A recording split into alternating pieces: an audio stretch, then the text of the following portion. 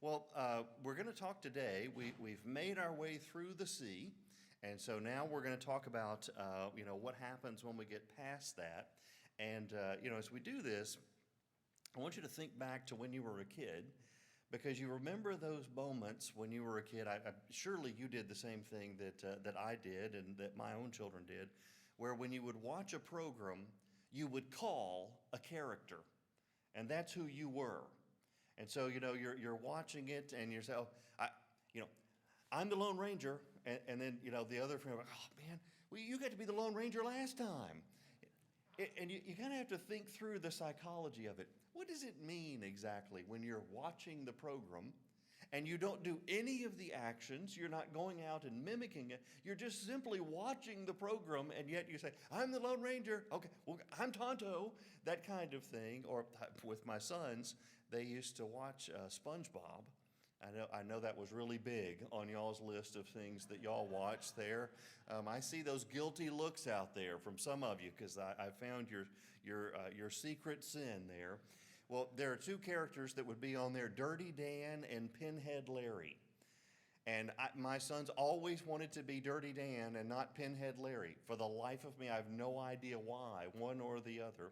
But I just recall vividly that when it would come on, one of them would say, I'm Dirty Dan. Oh, no, you were Dirty Dan last time. They didn't do anything as Dirty Dan. They just sat there. And yet somehow there's this kind of psychic connection between this and the character that you call. I have no idea whether I'm Dirty Dan or Pinhead Larry. I probably have the intelligence of Patrick, so that's really more my speed. When you read a story, in fact, Mark just goes overboard in emphasizing how they never understand who Jesus is. They constantly disappoint when Jesus' message is, if you boiled his ethic down to a single line, it would be put other people before yourself. And yet, how many times in the Gospel of Mark does Jesus arrive somewhere, look back, what were y'all arguing about on the way? And it says, and the disciples were silent because they were arguing about which one of them was the greatest among them. Who does that? Forget the disciples. What adults do this? If Michela comes home from her kindergarten class and says, oh, my kids, they were arguing today about, I'm better than you are, I'm better than you are. I say, well, they're 5. That makes perfect sense. If I were walking down the sidewalk in front of IPC and I hear a conversation behind me, I'm better than you are, I'm better than you are, I would look around and go, what is wrong with you? Adults don't do this. If you're like on an athletic field of some sort, maybe you might do this, but just normal conversation, who does this? The disciples constantly disappoint. And it's very easy to read the book through the eyes of Jesus and look at those disciples and go, oh my goodness, how could they just never get it, do they? I feel your pain, Jesus. You and me, having to put up with them. We are not Jesus when we read the Gospel of Mark. We're the disciples. We're supposed to find our place, our lens, our reading spot in the book, and our spot is to be reminded, hey, we're the disciples. Don't act like the disciples are acting right now. When we read the story, we're supposed to find our particular character, the one with whom we're supposed to align. It's very easy to read the Torah and think that we're God. Look at those Israelites. Oh my goodness, they just make me want to pull my last few hairs out. Or we might look at it and be Moses and say, oh my goodness, look at those Israelites. They just give me nothing but trouble. Y'all, we're the Israelites. We're not God in the story. We're not Moses in the story. We're not Aaron and Miriam helping here. We're the Israelites. The things that are written there, the things that are there for our benefit, they're not, they're elements of how we emulate Moses, but we're the ones who go through the struggles the Israelites go through. And when we see ourselves in the story, the place where we're supposed to find the mirror is when we're looking at our reflection in what the Israelites do. Well, sadly, what the Israelites are going to do in the stories that we look at today are not the greatest. The Israelites have just experienced their greatest moment of deliverance. It's the story of crossing the sea. When the Israelites cross the sea, this will be the moment that they look back to again and again and again as the high point for them of the Exodus. It's the event that they'll duplicate when they cross over the River Jordan to get into the Promised Land when Jesus is baptized. Jesus is emulating crossing the sea. In fact, one of the suggestions, and I think it probably has a lot of merit to it, is that the way that John the Baptist is out there baptizing people is that he's on a bridge that goes across the Jordan River that's down there near Jerusalem, near Jericho there. And what he's encouraging the people to do is don't walk across the bridge. Go through the water. And so by going through the water, that's their, at first they're submitting to John's message, but part of what they're doing in this process is they are duplicating, they're reenacting the experience of Israel. When you get baptized in that way, you're reenacting what they did when they went into the land. When they went into the land, they're duplicating what they did when they left Egypt. Crossing the sea is their pivotal moment here. It's that moment, in fact, you can tell how big it is if you watch movies about it. The Prince of Egypt, you know, that beautiful animated movie of this, where does it end? It ends when they cross the sea. The wonderful Ten Commandments, where does it end? It ends, well, it doesn't actually end there. They keep going a little bit further. But the high point of the movie is when they cross the sea. In fact, I think the real high point of the whole movie is when Yul Brynner goes back. Yul Brynner is Pharaoh. The pharaohs emulated Yul Brynner, not the other way around. I mean, he's the model. It's just fantastic. It's unreal. I mean, it's hard to quantify how good he is as a character. And when he comes back from the sea, and you remember there, his wife had said, either kill Moses or don't come back, that kind of thing. And so she's taunting him as he comes back, and he sits down and he says, I could never possibly do a Yul Brynner, imitation. Moses' God is God. That's the high point of the whole movie right there. I mean, it's the whole thing encapsulated in one line. This is that moment.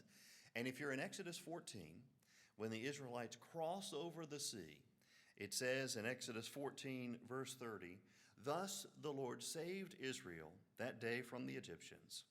And Israel saw the Egyptians dead on the seashore. Israel saw the great work that the Lord did against the Egyptians. So the people feared the Lord and believed in the Lord and in his servant Moses.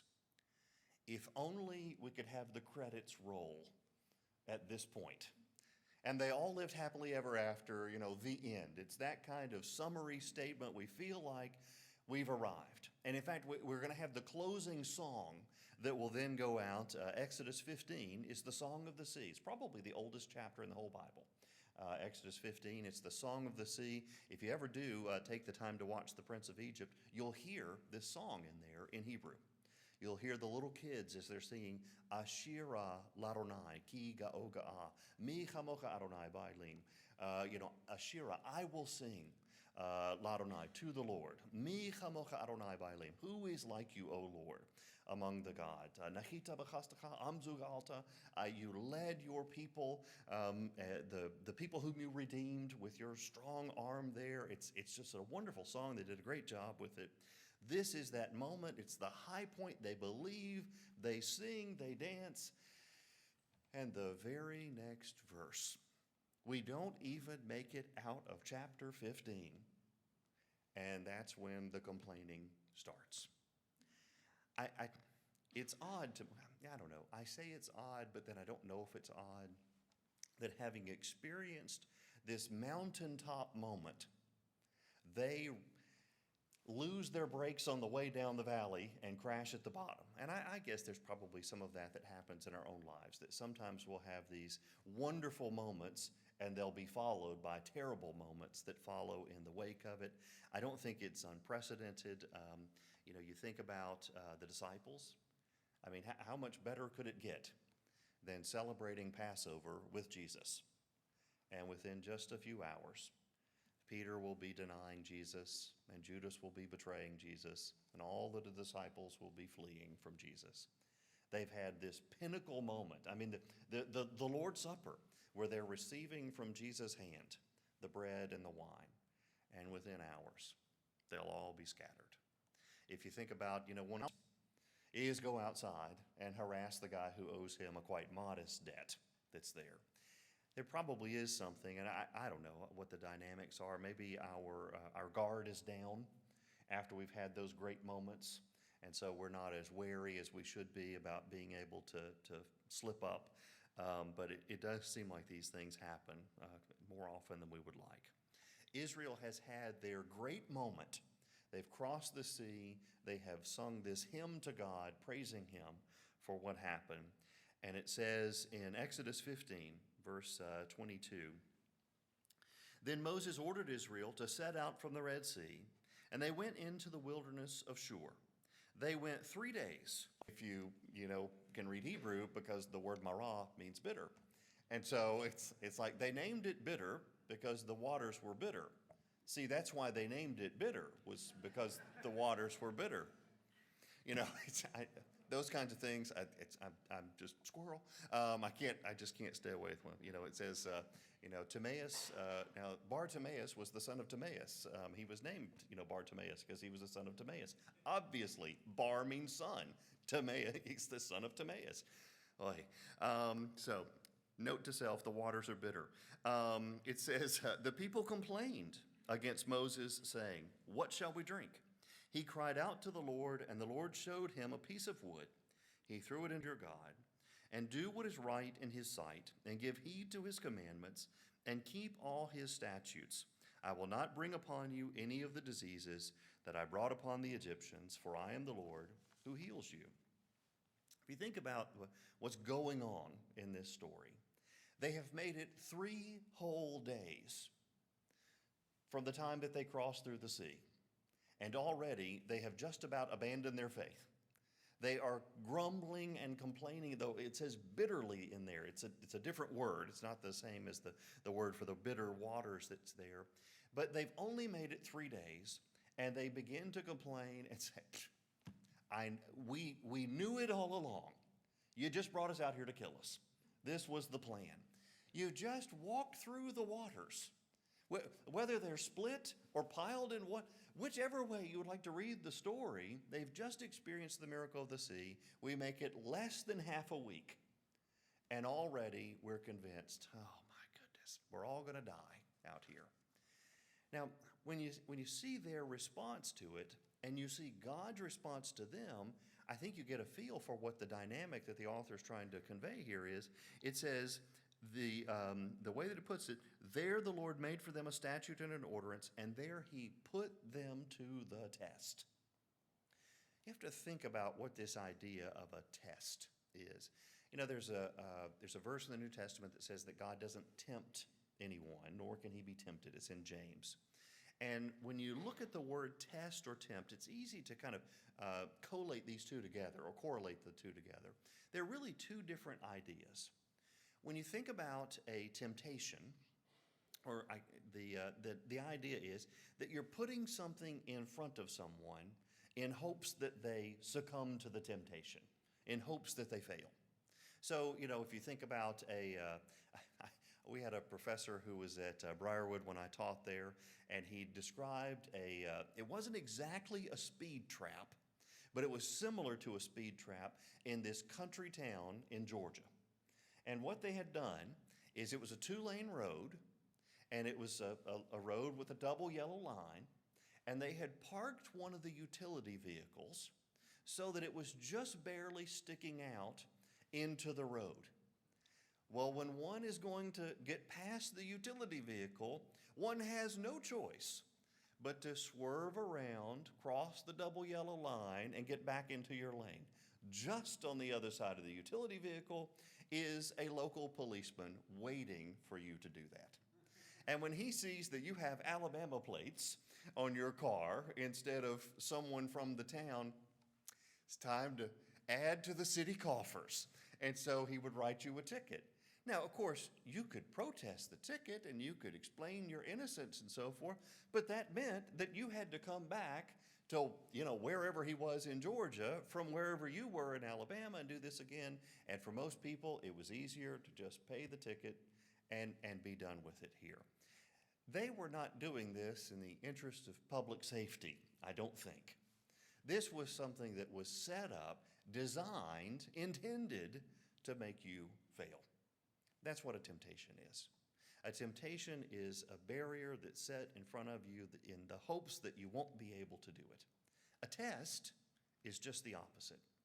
It is a barrier that's placed in front of you, but it has the goal of you succeeding and passing the test and growing as a result of it.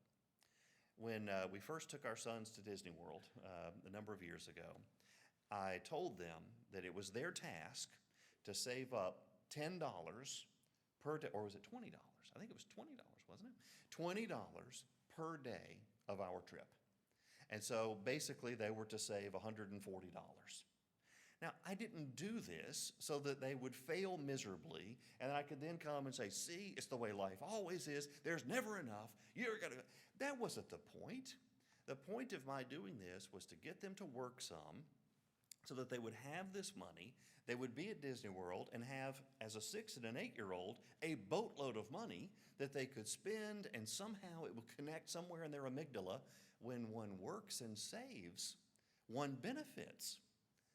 This, I don't know whether that actually worked, but that was the idea at least. I put a challenge in front of them in hopes that they would pass that challenge and learn something for the future. When you get to Genesis 22, remember the text says, and God tested Abraham. And you get those awful verses, take your son, your only son, whom you love, Isaac, and go and offer him as a sacrifice there. God certainly doesn't intend for him to offer him as a sacrifice. And he's not tempting him there, he's testing him. He's giving him a challenge he wants him to succeed at, to solidify his faith. Because the truth is, if you read the story of Abraham, Abraham has not been a man of faith up until that point. God promised Abraham land and kids. He believed the promise of land so well that he marches up and down it planting his flag. That's what he's doing when he puts altars down. And he doesn't believe the promise of children one whit. If he did, he wouldn't let Sarah go into Pharaoh's harem. If he did, he wouldn't have ended up marrying Hagar.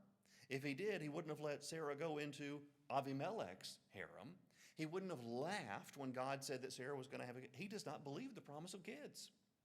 And so when God finally gives him a kid, he says, okay, we're going to have to figure out once and for all whether you really trust me in this area. And that's why it says, and God tested Abraham. Will you trust me? Now look, I realize that is a very difficult and complicated story, and I'm not trying to suggest that it's otherwise. My point is, there are these moments when God is coming to the people and saying, the only way this relationship is going to work is if you will trust me. You have got to believe that I know what I'm doing and that I will take care of you. And our relationship will not work if you will not accept those two premises. If you're not willing to accept my authority and my provision, then we really don't have a relationship. Because I don't want to just be a patron deity who's there to give you wishes. I'm not your patron saint.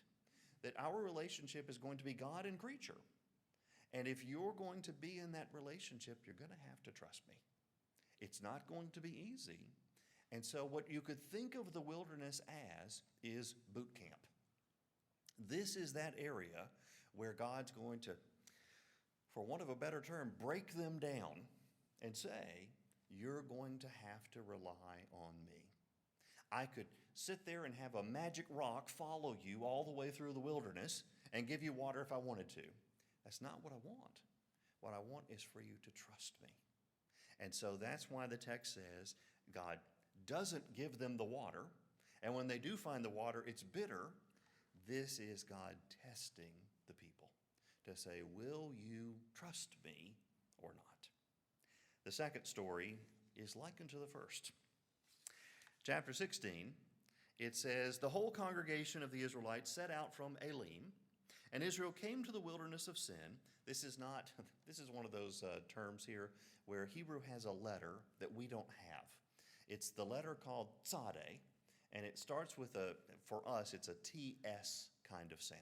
Now, we're perfectly comfortable with using that scene. There's a wonderful scene in Fiddler on the Roof where the matchmaker has found a match for Zeitel, the daughter there. And when you watch it, it's like, my Zeitel? And the matchmaker says back, no, the Tsar's Zeitel. And there's all of these, kind of, sounds that are there. That's that letter. It's that TS letter that comes at the beginning. This is not the wilderness of sin, as in like, Las Vegas or something. What this is the wilderness of Tzin. It's just a name for a place. It's a tough place. It looks like a moonscape. It's, for those of you who've been to Israel with me, it's the place when we went to the enormous canyon.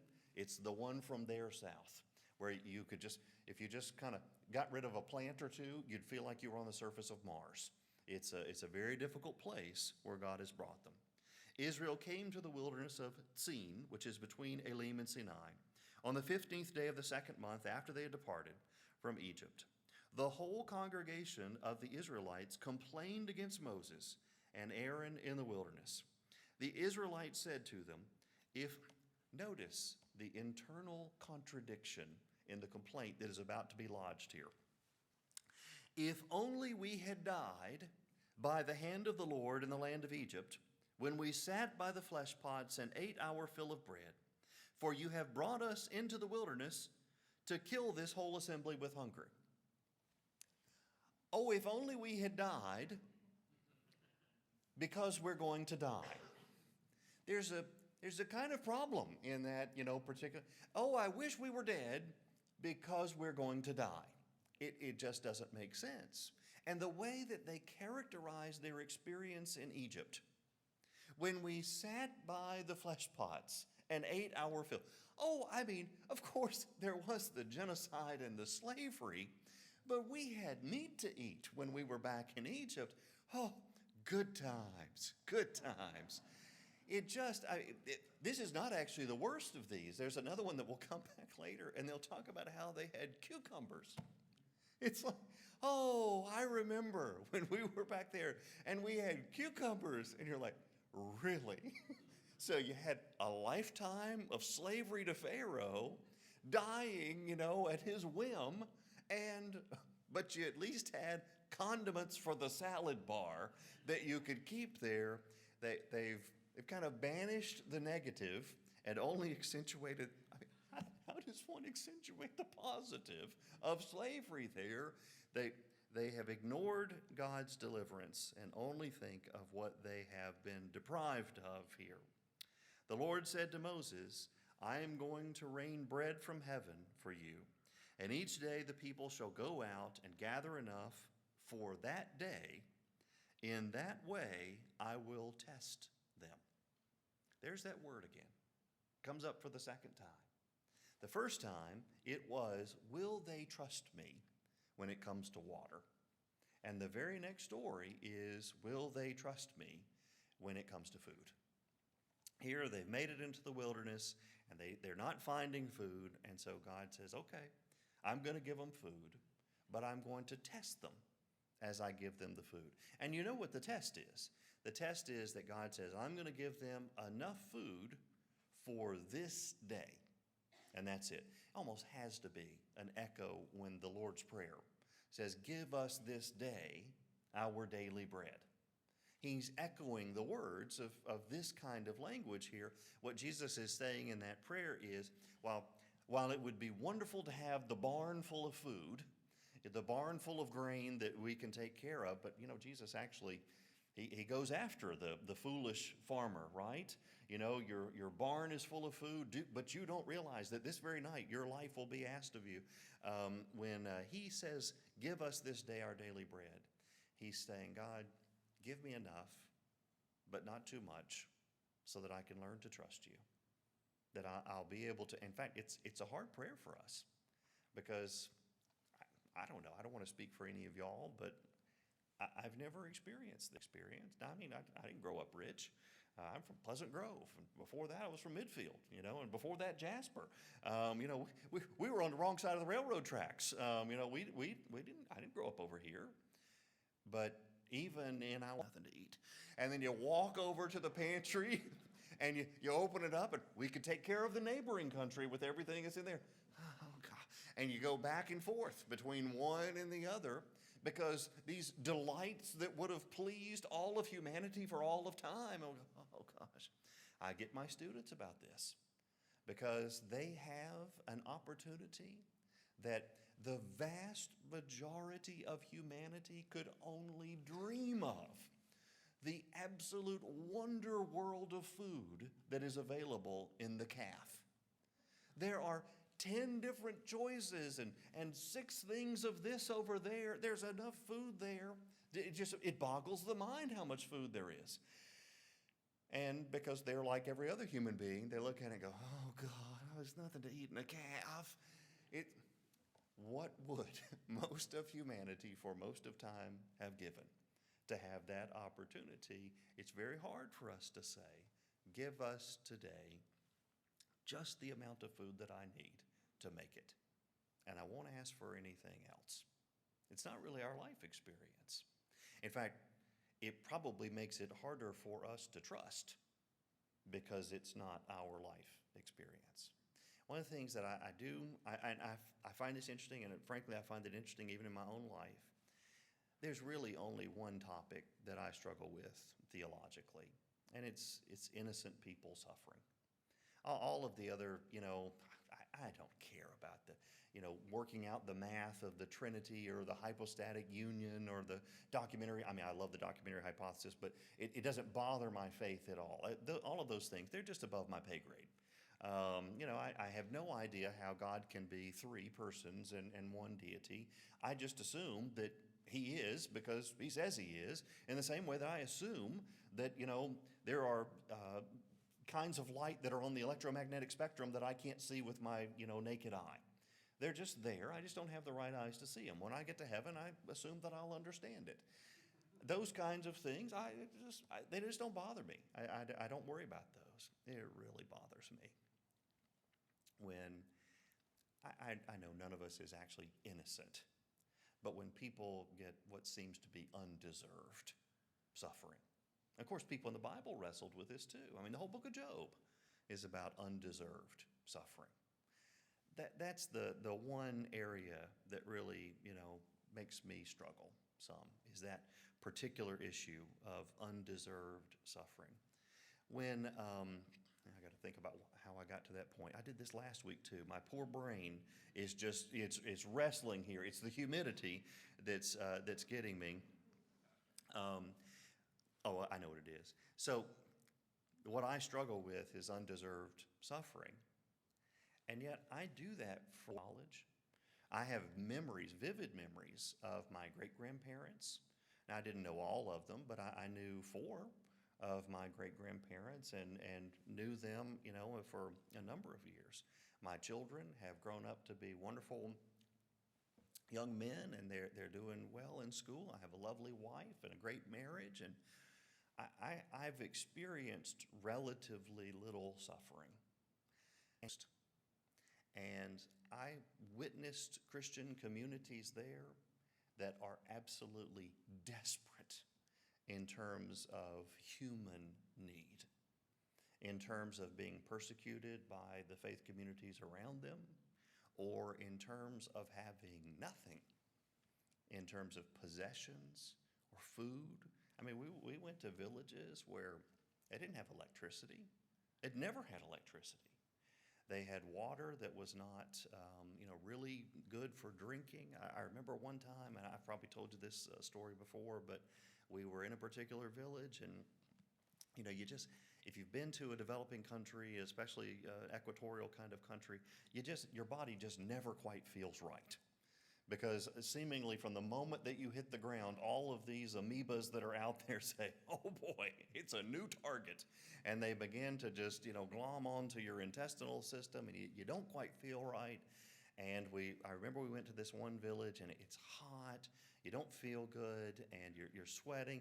Now, and they had, of all things, Coke has completed the Great Commission. I mean, if Jesus had just put the gospel on, Coke bottles, it would, before Peter died, the entire world would have heard. because it's everywhere in the world. There's Coke, and so of course there were 6 of us that were there, and there were 3 Cokes and there were 3 young ladies. So we let the young ladies have the Cokes, and we drank the off-brand drinks that were there. One of them was called Yuki Soda, which they had it tested one time, and it came back. It says, "Sorry, your horse has hepatitis." It doesn't taste great, but so you're drinking this, it's kind of like a quinine type drink, and you're hot and you're sweating, and you go and they serve you the food, and what they always have is, they would either have, it's called futu, which is made out of either plantain or a kind of manioc root that's there, and it's like biscuit dough, uncooked, but not so light and airy. It's just really, really dense and thick, and then they serve a kind of one-pot meal over the top of it, and they're stirring, and there goes a chicken foot, and that kind of thing. And it's just, you're wrestling to keep your stomach in check. And I'll never forget the missionary that we were with whispering into our ears, "Eat what they put in front of you. They're giving you everything they have." These are people who are desperately poor, and they have the most vibrant and joyous faith you can imagine. I live in the lap of luxury, and yet I struggle with issues of divine justice. I wonder if there's not a relationship between those two. That it seems like the people who are the most desperate are the ones who are able to cling on to God's grace the best. And those of us who are in the cushiest kinds of places are the ones who have the hardest time hanging on. For us, a tragedy is, my son calling and saying that his transmission is going out on him again. I don't think they would have notched that up as a tragedy where they are. It's a matter of perspective, I think. What God is saying to the Israelites here is, I want you to trust me. Our relationship will not work unless you trust and obey. You're going to have to accept my authority. That's where the law is going to come in. And you're going to have to accept my provision. And this is boot camp. And at this point in boot camp, Israel's failing miserably. They have complained about the waters, they've complained about the bread, and they don't trust on the manna. You remember that it says collect just enough for one day, and so naturally you have people who are going out and they're trying to collect a bunch, to hoard it for later, and it says when they wake up the next morning that it's full of worms and decay. It's this way of saying, nope, one day at a time, you're going to have to trust me. And then there's one more story. It's the third in this series. You can tell that they're grouped together for a reason. It says, from the wilderness of Sin, the whole congregation of the Israelites journeyed by stages as the Lord commanded. They camped at Rephidim, but there was no water for the people to drink. The people quarreled with Moses and said, "Give us water to drink." Moses said to them, "Why do you quarrel with me? Why do you test the Lord?" But the people thirsted there for water, and the people complained against Moses and said, "Why did you bring us out of Egypt to kill us and our children and livestock with thirst?" I want to close with I want to sort of parse through the problem with the Israelites' complaint here. If you read the Bible, you see lots of complaining. In fact, there are more complaint psalms than any other kind of psalm. Jesus himself uses one of those psalms. So when Jesus is on the cross, he says, my God, why have you forsaken me?" Well, when Jesus does that, he's quoting Psalm 22. He may have said more than just those first words, but he's quoting Psalm 22. Psalm 22 is a complaint psalm. How can the complaint psalms make it into our collective hymnal? How can Jesus use those words on the cross, and yet what the Israelites do here be wrong? The issue is that it's a matter of, well, let me put it this way. One way of complaining is where you say, well, I'll use this one because you can all relate to it. You've either had it done to you or you've done it yourself. So a complaint psalm, when done properly, is the same as when you look at your kids or your parents looked at you and say, your mother and I are so, and then you pause, and then you sigh, disappointed in you. Now, I know that's the one that when you were a kid, you said, I'm never going to do that, and then you did it, yes? So your mother and I are so disappointed in you. You really need to do it that way. You have to look to the side, shake your head, sigh. It's really what puts it over the top. Your mother and I are so disappointed in you. Think about what that's saying. It's when you say, we think this of you, and you're acting like this, and we can't square those two. This is not who you are. How much worse would it have been if your parents came to you and said, this is exactly what we expected from somebody like you? Couldn't you just be a little bit disappointed? I mean, please, I'll even take the sigh if you'll give me that. Because that's the dagger to the heart. Because what it says is, yeah, this is how you're acting, and no surprise, because that's who you are. The difference between complaint and lament in the Bible is lament is where the people are turning to God and they're saying, God, we know who you are. We've experienced your deliverance. We love you, and we can't put together our view of you with what we see on the ground. The other version is, yeah, this is what we expected all along. And sadly, what the Israelites are doing now is they're doing the latter back to that God again and again and crying out and saying, God, deliver us. What they're doing is instead they're saying, this is what we expected from the start. You just brought us out here to kill us. Lament is the language of unfulfilled hope and trust. Complaint, murmuring, is the language of disbelief and distrust. Lament springs from a heart that believes in God, believes he will do what he has promised, but doesn't see it happening.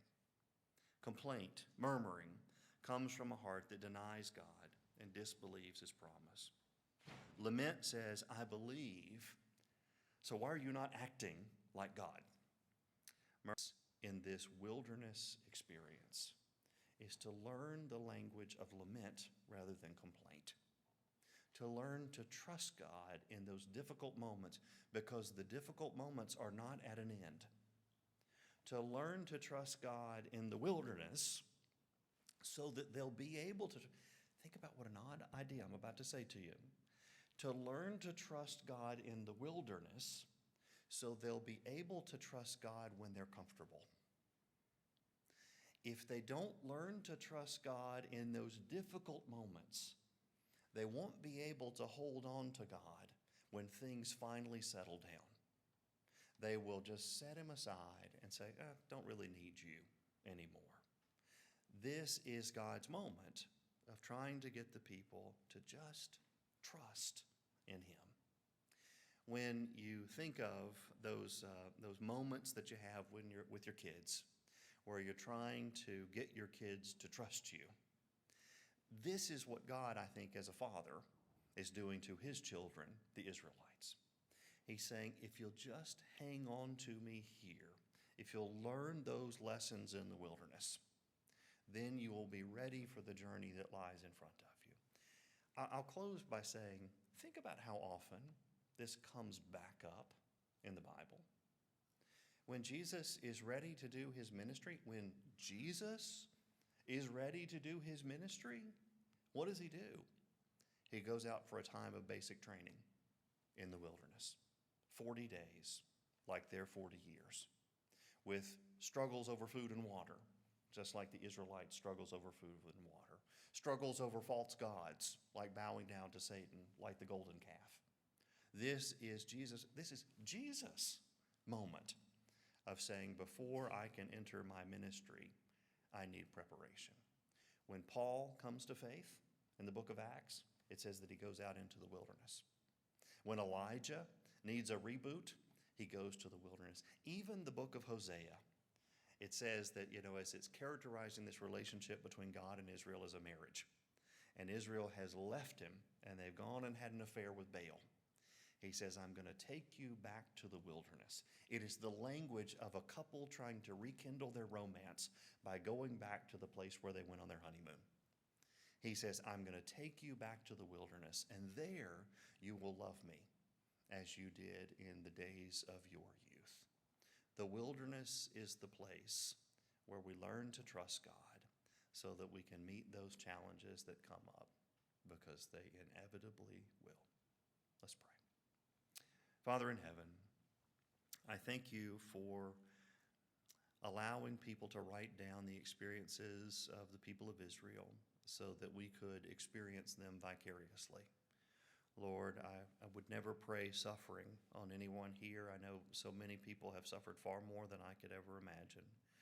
I pray, God, that you would let us as a group collectively hold on to you better, to learn from the suffering that we've endured and be able to trust you more. And Father, we pray for the day when you come to make all things right.